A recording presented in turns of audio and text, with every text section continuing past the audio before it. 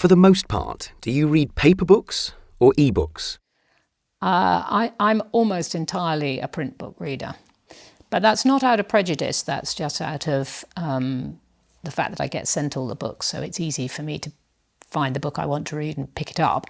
I read on my iPad sometimes.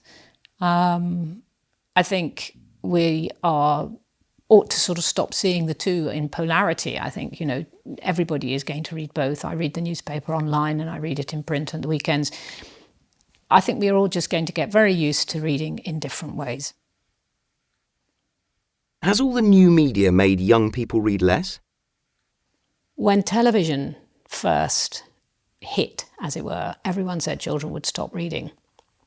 And the curious thing is that children's books, and even books for teenagers, are stronger now, much stronger than they were when children's television first took hold. Children's television has slightly dwindled, books have increased. So the book has always been under threat from these other media, but somehow reading survives. So there must be something very important about it, or it would have gone. We would all have taken to seeing things in film, which is a much easier way of accessing the same wonderful stories. Or I always think the thing that really threatens reading is listening to music.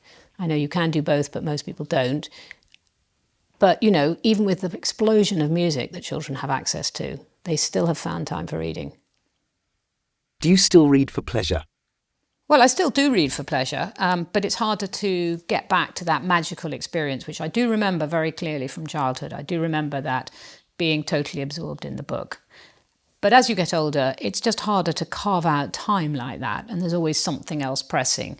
And of course, that's got more so if, I have a BlackBerry, I look at it all the time, and I have to stop myself doing that if I'm going to enter this amazing fictional world. So for me, the place that it really works best is a long train journey, because I don't have to look at anything. I can be out of my ordinary life, and I can just have that experience of getting completely lost in the story.